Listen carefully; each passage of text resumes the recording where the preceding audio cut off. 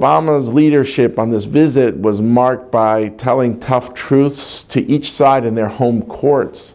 I think on the Israeli side there was a receptivity more to hear that. They could quibble with some aspects of what he said, but I think they heard that message.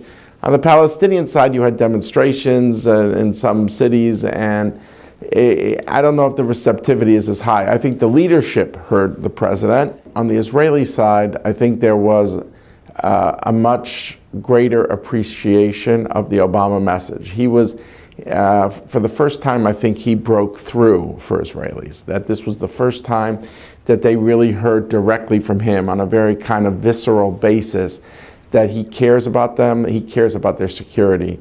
And every move of his trip, of the public dimension of his trip, was choreographed to demonstrate this warm embrace. And therefore, they were more receptive to some very tough, candid talk from him on the Palestinian issue in a way they weren't when he gave his Cairo speech in 2009, because that was the only thing they heard for them then. Now, in terms of being that they feel more enveloped in the warmer embrace, they were able to hear messages about what's the compelling case for peace. Obama put the peace issue back on the agenda because it was not considered a major issue until then, because people were so despairing of the Palestinian side. So he, I think, has returned this issue to the agenda, and he made a compelling strategic and moral case of why the current course is unsustainable for them. Everyone was anticipating a major discussion between the two leaders on Iran. And here it seemed that Netanyahu nudged a bit more towards the president's position in acknowledging that it will take a little more time for Iran to have a weapon.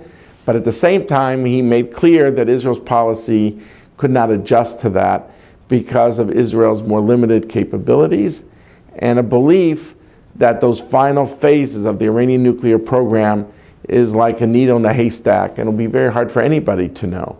So it seemed rhetorically Netanyahu moved towards Obama, but substantively it will take a while until we really find out what went on, and we should be very careful not to jump to conclusions, since the Prime Minister kind of reiterated Israel's policy position. On the Palestinian side, I think it's a different sort of a thing. The president didn't spend as much time in the West Bank. I think some of his advisors might have been worried that he wouldn't have been received well publicly, so the events were more controlled. He didn't do a public setting event.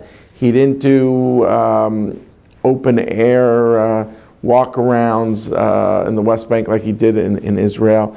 And at the same time, though, in Ramallah, he identified with Palestinian aspirations for statehood, but he also told them tough truths that I don't think they were expecting. And in that case, I don't know if it went down as well, because the visit wasn't as developed as it was on the Israeli side. But he said, don't expect to have a settlement freeze as a prerequisite for negotiations. If we had worked everything out in advance, we wouldn't need negotiations. We'll have to see how this plays out. But I think the president could look back on this trip in whole and say, if the goal of this trip was certainly to connect with the publics in Israel in order that he could have better leverage in managing the government-to-government relationship in Jerusalem, and I think he succeeded. And in Ramallah, I think it was more of a sense of, this is what I can do for you, I want to help you, but you got to help yourself too.